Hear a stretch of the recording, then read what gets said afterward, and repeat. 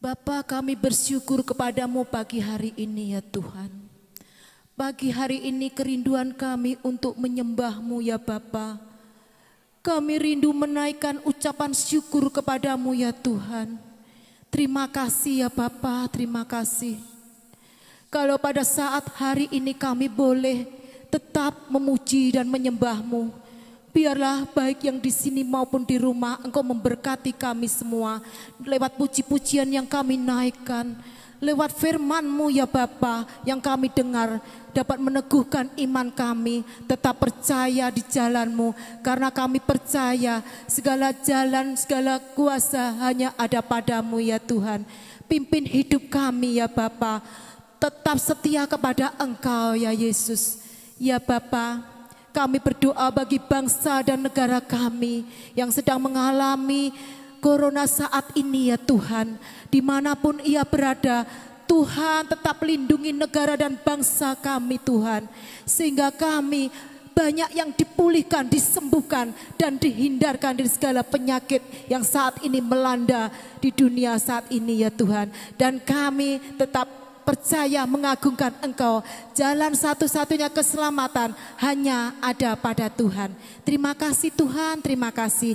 Kami akan mengawali puji-pujian pagi hari ini. Kami berdoa hanya di dalam nama Tuhan Yesus Kristus. Haleluya, amin.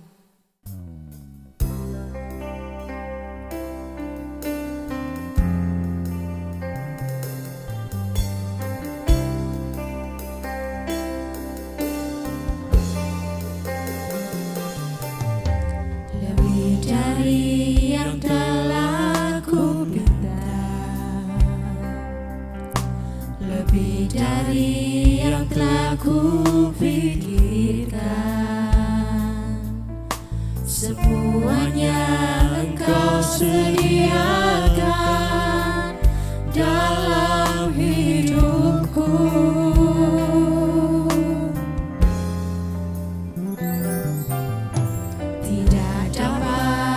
Ku mengukurnya, atau dapat aku menghitungnya. Kebesaran kasih-Mu ya Tuhan yang Kau berikan.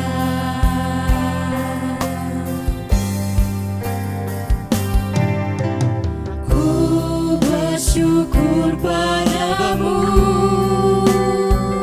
Kau Tuhan yang mengasihiku. Kaulah jaminan hidupku, hati-Mu ada bagiku. Ku bersyukur padamu, Kau Tuhan yang mengasihiku. Kau jadikan hidup ini lebih indah dan lebih berharga.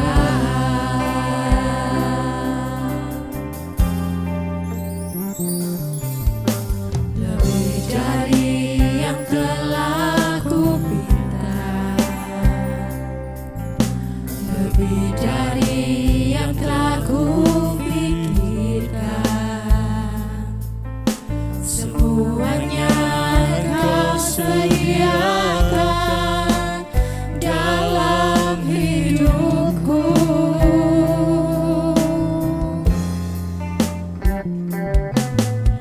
Tidak dapat aku mengukurnya, atau dapat aku menghitungnya. Kebesaran kasih-Mu ya Tuhan yang Kau berikan.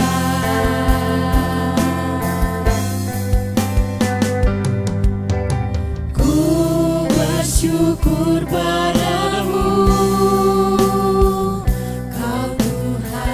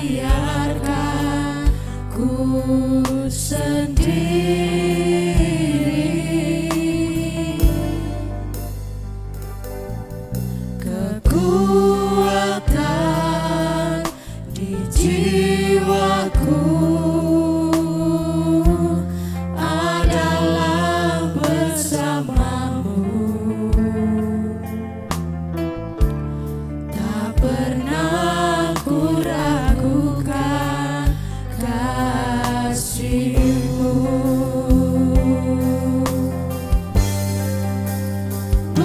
Bersama-Mu Bapa, ku lewati semua. Perkenanan-Mu ya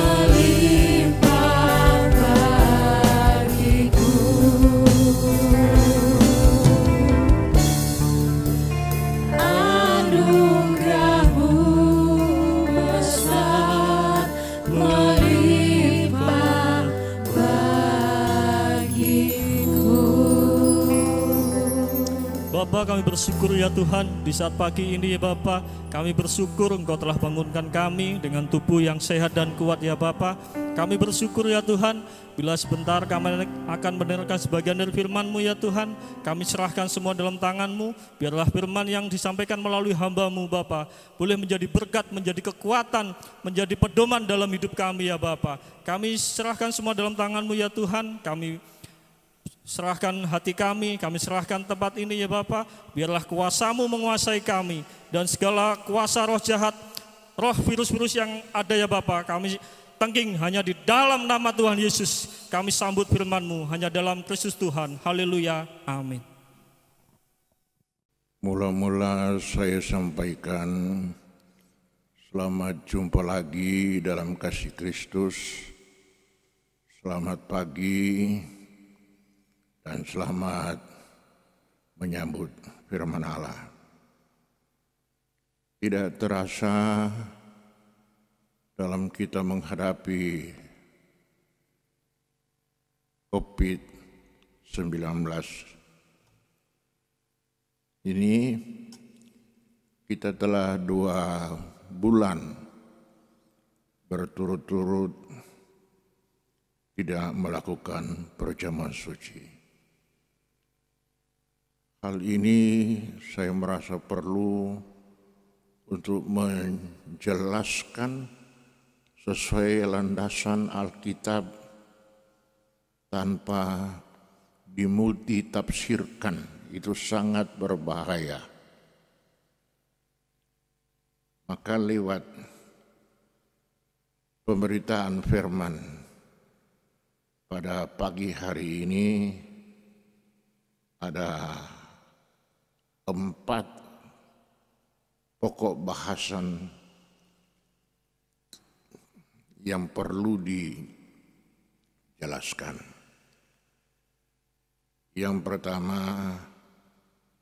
Bahasan yang pertama adalah Tuhan Yesus penyudah Taurat. Terdiri dari 3 poin.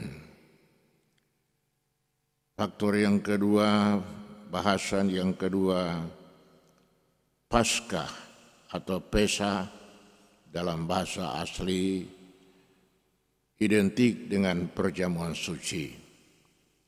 Ada 4 poin penting yang hendak saya kemukakan. Faktor yang ketiga, perjamuan suci adalah jamuan ilahi. Terdiri dari 2 pokok prinsip yang harus ada: roti yang tidak beragi dan air buah anggur. Pokok bahasan yang keempat, siapa yang dapat mengikutinya? Ada 2 poin penting. Yang pertama, yang dapat menerima jamuan ilahi, dan yang kedua, yang tidak layak menerima jamuan ilahi ini. Mari kita membuka Alkitab kita fokuskan pada Injil Matius pasal 26. Injil Matius pasal 26.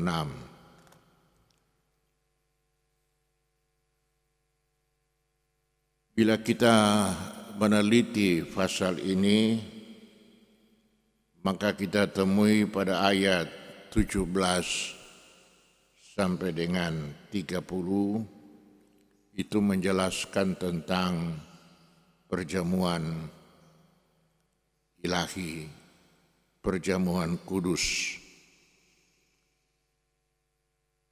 Perlu saudara-saudara pahami, waktu Tuhan Yesus masih hidup, Tuhan masih di bumi ini, pada saat itu masyarakat Yahudi termasuk pengikut Tuhan Yesus masih menganut paham Taurat. Banyak hidupnya dilatar belakangi oleh hukum Taurat. Jadi hukum Tuhan masih belum diberlakukan. Nah, hal ini perlu diketahui supaya tidak terjadi silang pendapat. Karena hal itu terjadi sebab Tuhan Yesus belum menjadi penyudah Taurat. Ia masih hidup, melaksanakan tugas Bapaknya di bumi ini. Namun tatkala Tuhan Yesus mati di kayu salib, sebagaimana yang termaktub di dalam Injil Yohanes 19 ayat 20, maka tatkala nafas yang terakhir Tuhan hembuskan, Dia mengakhiri dengan kata, "Sudahlah genap." Artinya Tuhan menggenapi seluruh rangkaian hukum Taurat, baik dalam perjanjian lama maupun dalam perjanjian baru. Dalam 1 Petrus menyatakan, hukum Taurat selama masa para nabi sampai kepada kelahiran Tuhan Yesus, tidak ada satu nabi pun yang dapat melaksanakan hukum Taurat tanpa keliru, tanpa salah, kecuali hanya Tuhan Yesus sendiri. Itu sebabnya Dia sebagai Allah yang memanusia dapat menggenapi segala rangkaian hukum Taurat, maka tatkala hendak menghembuskan nafas yang terakhir, hanya Tuhanlah yang dengan konsistensinya mengucapkan sudah genap. Tuhan Yesus sebagai penggenapan hukum Taurat yang tidak pernah salah. Sebab hukum Taurat yang termaktub di dalam 1 Petrus menyatakan salah satu dari ke-10 hukum batal dilakukan, maka seluruh hukum Taurat, 10 hukum itu menjadi batal. Itu makna dari hukum Taurat. Kemudian dalam Roma pasal 10 ayat yang keempat, kalau kita baca dengan saksama, maka Tuhan Yesuslah yang dapat menyelesaikan Taurat. Dan orang dibenarkan oleh sebab korban anak domba Allah. Itu sebabnya Rasul Paulus dengan ilham ilahi, ia menyatakan kepada jemaat dengan latar belakang orang Ibrani, orang Yahudi, menyatakan antara lain di dalam Ibrani pasal 10 ayat yang ke-5 sampai dengan yang ke-6 menyatakan bahwa darah domba Allah tidak dibutuhkan lagi karena korban Yesus di Golgota sekali saja, untuk seterusnya, dan untuk semua orang yang di bumi ini yang mau percaya, menerima Yesus Kristus sebagai Sang Juru Selamat pribadi. Bukan hanya itu saja, harus menerima, meyakini bahwa Tuhan Yesus adalah satu-satunya penunjuk jalan ke surga. Kenapa? Karena Tuhan Yesus dari sana mulanya. Dia datang ke bumi jadi manusia, kemudian tatkala ia bangkit pada hari yang ketiga naik ke surga, kembali kepada Bapaknya. Jadi itu sebabnya saya senang ya pernyataan hamba Tuhan menyatakan Yesus adalah penunjuk jalan satu-satunya menuju ke surga. Itu sebabnya Tuhan Yesus menyatakan dalam Injil Matius ini, "Akulah jalan, kebenaran, dan hidup. Tidak ada seorang pun sampai kepada Bapa kecuali dengan Aku." Kita melaju terus pada faktor yang kedua. Paskah adalah identik dengan perjamuan suci. Sebagaimana yang termaktub pada Injil Matius pasal yang ke-26. Injil Matius pasal yang ke-26 ayat 17 sampai dengan 19. Saya akan bacakan 17 sampai dengan 19.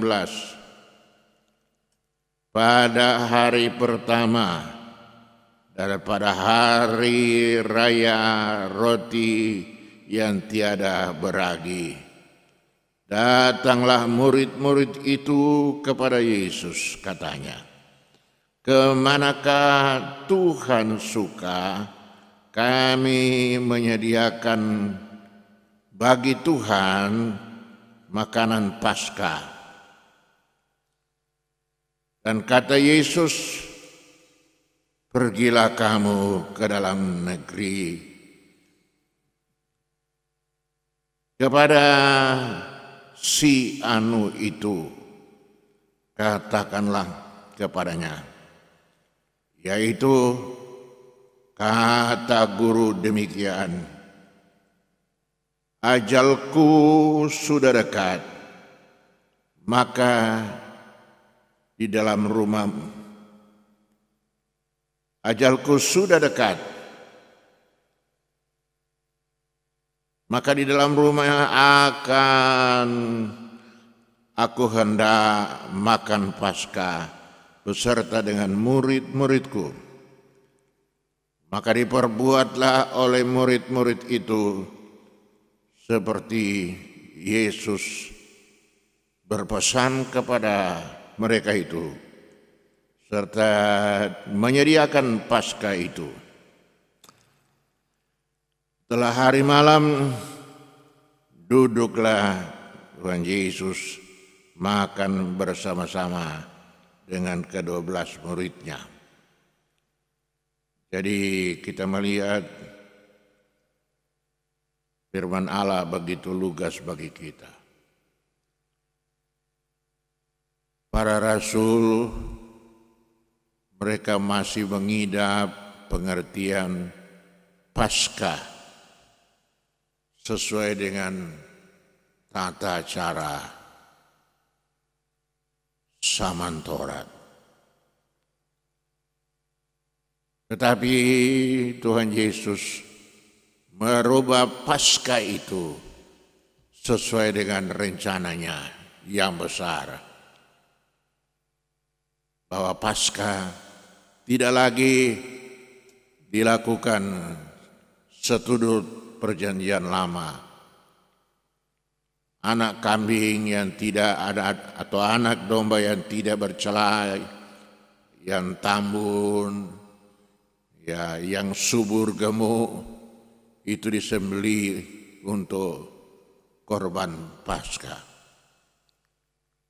Jadi mulai saat perjamuan suci yang pertama Tuhan lakukan, maka persembahan korban binatang telah ditiadakan. Sebagaimana yang dinyatakan dalam kitab Ibrani, menyatakan bahwa darah anak domba sudah tidak dibutuhkan lagi. Kemudian kita melihat dalam faktor kedua ini, pernyataan tentang Yudas Iskariot. Ini adalah sesuatu yang sangat luar biasa. Apa yang dimaksudkan? Pernyataan untuk Yudas Iskariot, sebagaimana yang termaktub pada pasal yang sama, ayat 21 sampai dengan 25, menyatakan, sedang mereka itu makan, maka berkatalah Yesus, sesungguhnya aku berkata kepadamu, bahwa seorang dari antara kamu akan menyerahkan aku. Maka berdukacitalah mereka itu amat sangat. Lalu masing-masing pun mulai berkata kepadanya, ya Tuhan, hamba inikah? Ayat 23, maka jawab Yesus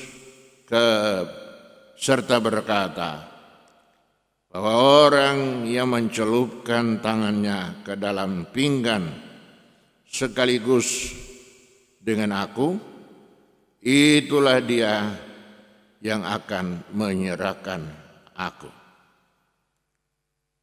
Ini adalah pernyataan Tuhan Yesus bahwa salah seorang muridnya yang bernama Yudas Iskariot akan menyerahkan Tuhan kepada pasukan Romawi untuk disalibkan sesuai dengan keputusan para imam Yahudi dan pemuka bangsa Yahudi. Sebelum Tuhan Yesus diserahkan kepada pemuka agama dan imam Yahudi, maka Tuhan menyempatkan diri untuk melakukan perjamuan suci yang pertama. Sebagaimana yang termaktub dalam ayat 26 sampai dengan 28.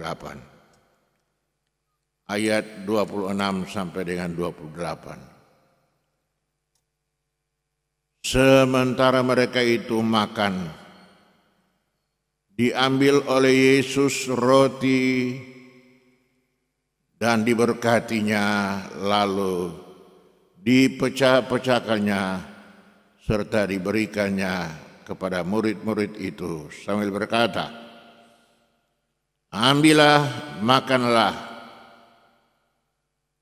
inilah tubuhku. Lalu diangkatnya cawan minuman dan diucapkannya syukur itu, serta diberikannya kepada mereka itu sambil berkata, minumlah kamu sekalian daripada cawan itu, karena inilah darahku, yaitu darah perjanjian baru yang ditumpahkan karena orang banyak jalan keampunan dosa. Jadi perjamuan suci adalah salah satu alat untuk mengingatkan kepada para rasul dan muridnya bahwa ini merupakan lambang akan terjadinya terhadap diri Yesus Kristus menjadi korban Paskah, korban grafirat, korban pengampunan dosa, korban penyucian hidup yang berdosa ini, korban atas segala kesalahan yang kita lakukan. Itu adalah arti dari perjamuan suci itu sendiri. Kita harus memahami dengan baik perjamuan suci ini. Sebab kalau tidak, bisa terjadi penyelewengan dari tujuan dan hakikat perjamuan suci itu sendiri. Poin yang keempat menyatakan bahwa ini yang terakhir dan akan terjadi lagi pada akhir zaman tatkala Tuhan Yesus berkerjaan di bumi ini. Faktor yang ketiga, jamuan ilahi terdiri dari dua unsur.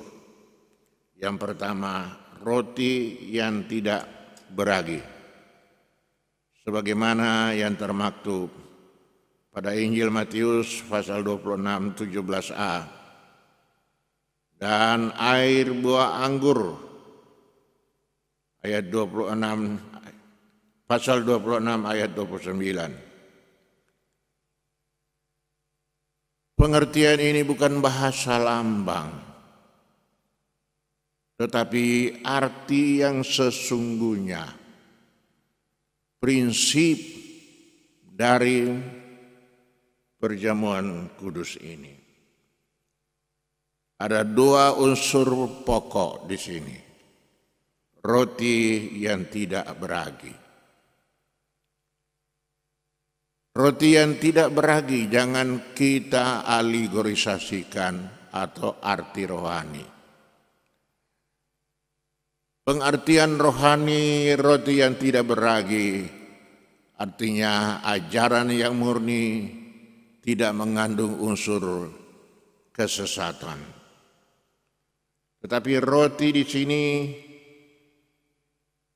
bukan sebagai lambang, tetapi sebagai wujud nyata bahwa roti itu adalah bahagian dari cuilan tubuh Kristus tatkala ia dicambuk, ia disalibkan, maka hancurlah seluruh tubuhnya.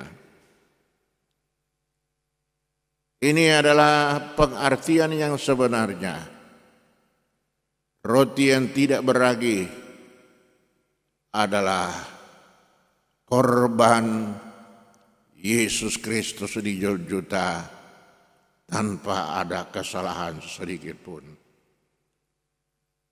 kecuali menanggung segala beban dan pikulan hidup manusia di bumi ini.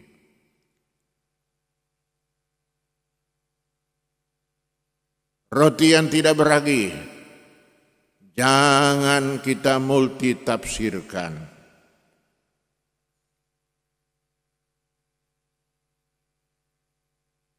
Yang dimaksudkan dengan multitafsirkan itu pokoknya roti, tetapi tidak mengerti apa yang dimaksudkan dengan tidak beragi. Tidak beragi, benar-benar roti ini dibuat tanpa ragi. Nah, ini merupakan makanan khas bagi bangsa Israel. Roti yang tidak beragi ini, sebagaimana saya tandaskan tadi, jangan dimultitafsirkan. Pokoknya roti. Roti yang dijual di toko, ya roti namanya. Tapi praktis dibikin ada campuran ragi.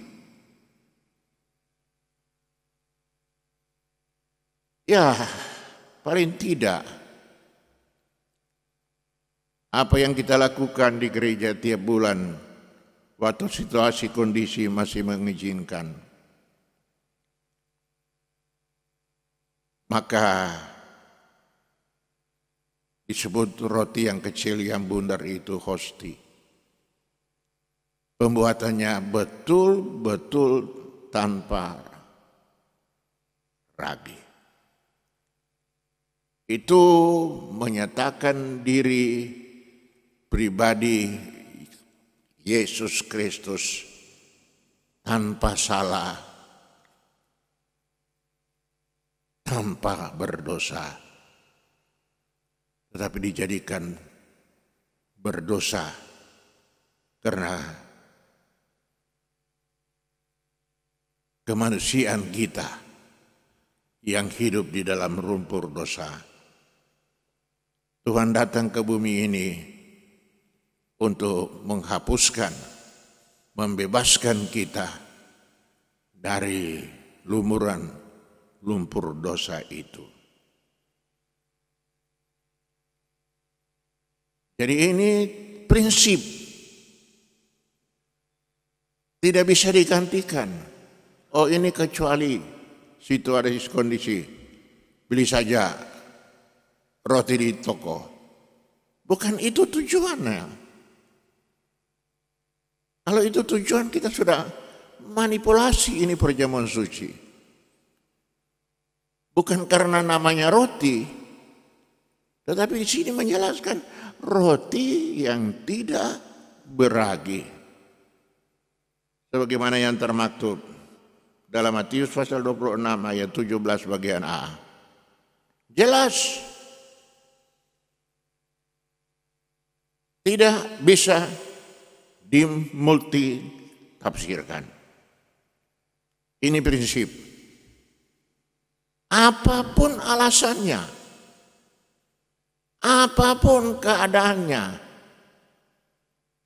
dan saya sebagai pimpinan gereja di tempat ini, GBPS Tulungagung, tidak berani melakukan perjamuan suci. Ada yang menganjurkan pada saya, Om, laksanakan secara online. Bisa, saya sangat bisa, bukan menyombongkan diri, bisa melakukan itu. Tetapi akibatnya sangat berat, bukan kepada pemerintah, bukan kepada pimpinan gereja, tapi saya bertanggung jawab kepada Tuhan Yesus sebagai kepala gereja. Sebab perjamuan suci ini bukan sesuatu yang dimainkan begitu saja oleh pimpinan gereja. Hati-hati, ini firman.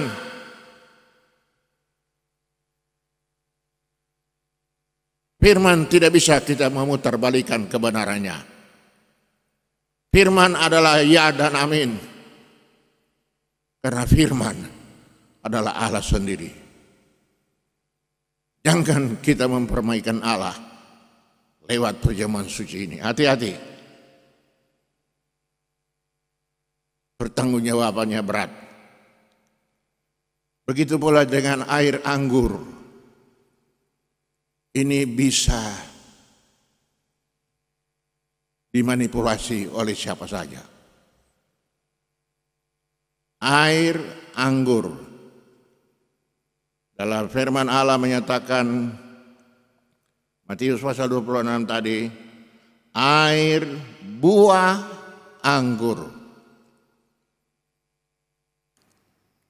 Dan keadaan sekarang, bagaimana mungkin mengolah buah air anggur? Kan tidak mungkin. Nah itu sebabnya perjamuan suci ada keharusan. Oke, saya sangat memahami itu. Apa kalau keharusan kemudian kita bisa melanggar firman Allah? Ironis bukan? Dengan alasan keadaan yang memaksakan, tetapi kita membatalkan firman Allah. Hati-hati, ini firman Allah, jangan dipermainkan. Bukan saya yang terbaik dari kalian, tapi ini prinsip sebagai hamba Allah. Sebab saya semua orang masih takut kepada Tuhan Yesus Kristus sebagai kepala gereja.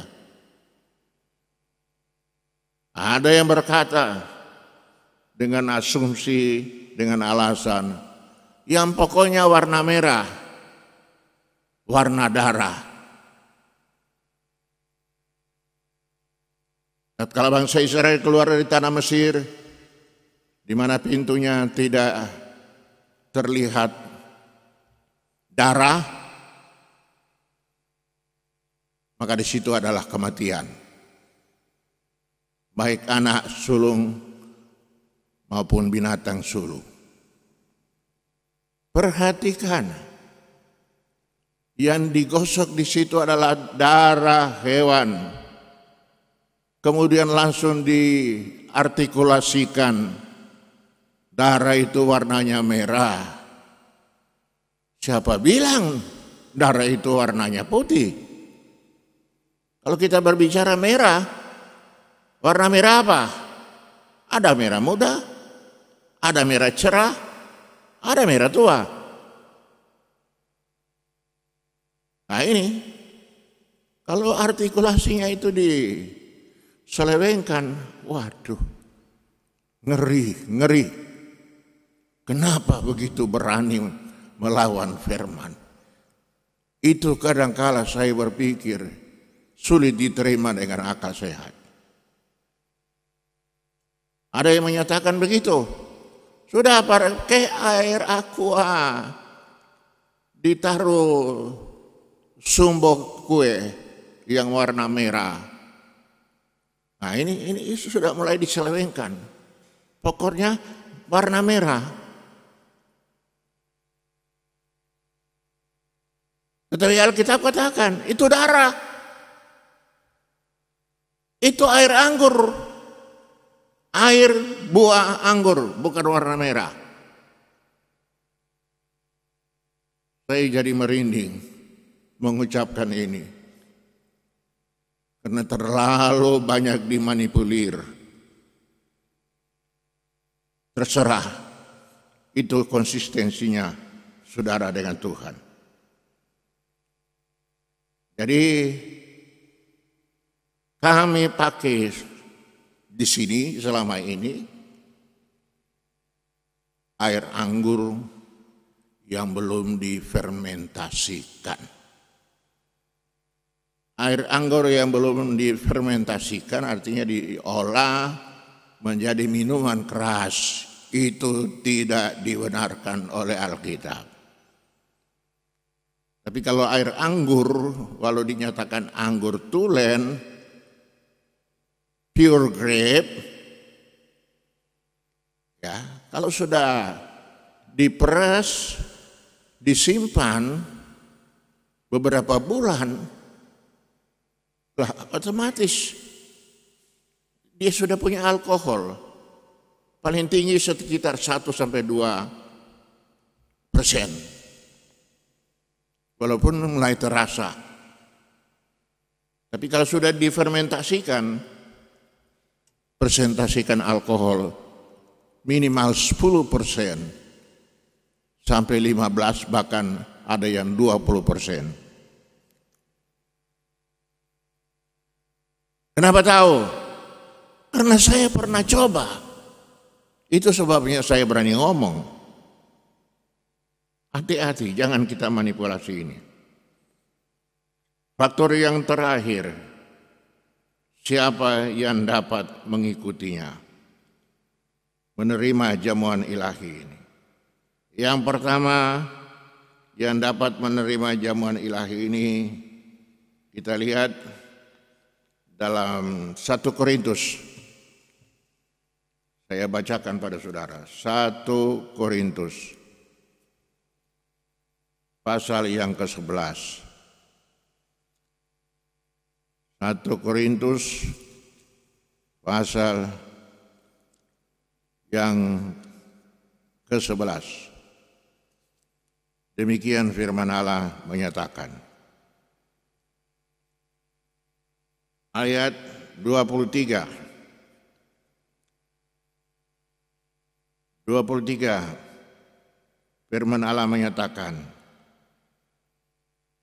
karena barang yang aku ini sudah terima daripada Tuhan, itulah juga aku serahkan kepada kamu, yaitu bahwa pada malam tatkala Tuhan Yesus diserahkan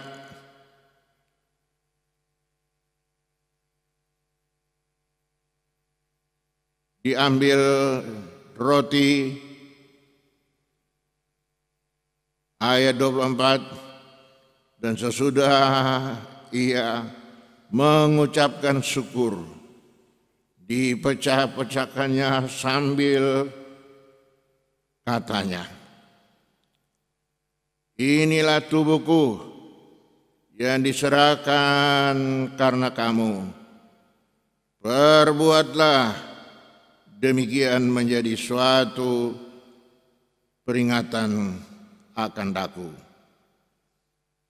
Jadi kita melihat bahwa perjamuan suci itu adalah peringatan. Kita mengingatkan, meyakini bahwa peristiwa ini pernah terjadi ribuan tahun yang lalu di suatu rumah yang mewah di kota Yerusalem. Seringkali kita melihat pelukis Eropa melukiskan perjamuan suci yang dilakukan oleh Tuhan Yesus. Alkitab katakan tempat perjamuan suci yang pertama di Yerusalem itu adalah di rumah yang indah. Jadi di rumah seorang kaya di Yerusalem, kemudian dia mengizinkan kepada Tuhan melakukan perjamuan suci. Jadi ada beberapa faktor penting yang menjadi landasan seseorang yang bisa ikuti perjamuan suci.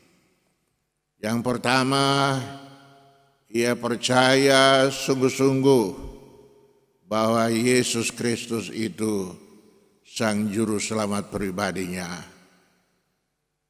Yang kedua, dia yakin bahwa Yesus Kristus itu sudah mati dan melakukan grafirat penebusan atas segala keberdosaannya. Yang ketiga, perjamuan suci adalah perjamuan ilahi. Harus dihormati tanpa adanya pengecualian. Kemudian yang kedua, yang tidak layak menerimanya, sebagaimana yang termaktub dalam Roma pasal 2 ayat 4 sampai dengan 6. Ayat 1 Korintus 11 ayat 29-30. Ibrani pasal 6 ayat 4 sampai ke 6. Ketiga suratan ini menjelaskan pertama, yang tidak layak menerima perjamuan suci adalah orang percaya kepada Yesus yang tidak bertobat. Orang percaya kepada Yesus yang masih hidup secara duniawi. Pikirannya masih kotor. Hatinya masih kotor. Mulutnya masih kotor. Inilah yang dilarang oleh firman Allah. Bukan hamba Tuhan yang melarang. Firman Allah yang melarang. Sebagaimana ayat-ayat yang telah saya sampaikan tadi. Nah, itu sebabnya lewat firman Allah pada pagi hari ini, walaupun kita tidak masuk di dalam perjamuan ilahi, tetapi dengan penjelasan ini saya ingin supaya seluruh jemaat Tuhan GPPS Tulung Agung hidup seturut menurut firman Allah, supaya di dalam masa-masa krisis ini, di masa-masa yang sulit ini, kita tidak akan bimbang lagi, kita tidak akan takut lagi. Karena kita yakin kuasa Allah sebagaimana yang termaktub di dalam Injil Matius pasal 6. Hai kamu orang yang kurang percaya, kalau burung gagak di udara Tuhan pelihara, apalah kamu orang percaya. Hai kamu orang yang kurang percaya. Kurang percaya menyebabkan kita hidup di dalam kebimbangan. Kurang percaya menyebabkan kita kehilangan arah di dalam iman kita kepada Yesus Kristus Tuhan. Itu sebabnya Tuhan Yesus katakan kepada Rasul-Nya, carilah dahulu kebenaran Allah, kesejahteraan Allah, damai ilahi, maka segala kebutuhanmu Tuhan amat mengetahuinya. Mari kita tunduk kepala sejenak. Tuhan Yesus sebagai kepala gereja, Allah yang penuh rahmat, firman Diko telah saya sampaikan dengan terbuka tanpa menudungi kesalahan. Kiranya lewat firman Allah ini akan menjadikan iman kita semua hidup di dalam ketaatan pada firman dan takut akan Tuhan. Kita hidup dengan keyakinan bahwa mujizat Allah masih tetap ada, termasuk kami memohon kiranya Tuhan menolong bangsa kami ini yang terlilit dengan penyakit yang mengerikan adalah COVID-19 Corona ini. Kami sangat yakin apabila tangan penuh rahmat Tuhan terulur pada negara dan bangsa kami ini, maka segala bencana ini akan segera berakhir. Segala puji hormat, kemuliaan, kebesaran bagi Allah yang Maha Tinggi yang kami kenal dan puji di dalam Yesus Kristus Tuhan. Haleluya. Amin.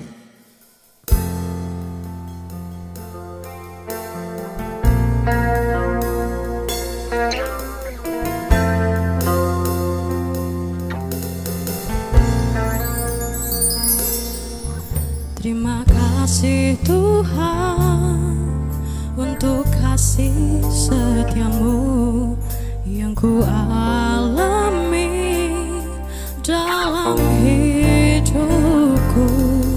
Terima kasih Yesus untuk kebaikanmu sepanjang hidupku. Terima kasih Yesusku buat anugerah yang kau beri, sebab hari ini Tuhan adakan syukur bagimu. Kiranya Engkau memberkati aku berlimpah-limpah dan memperluas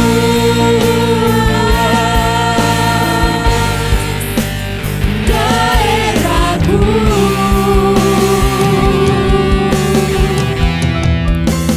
Dan kiranya tanganmu menyertai aku dan melindungi aku daripada malapetaka,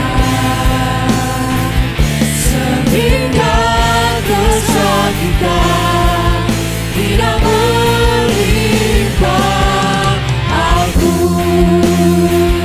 sehingga kesakitan tidak menimpa aku. Dan Tuhan mendengarkan dan menjawab doaku.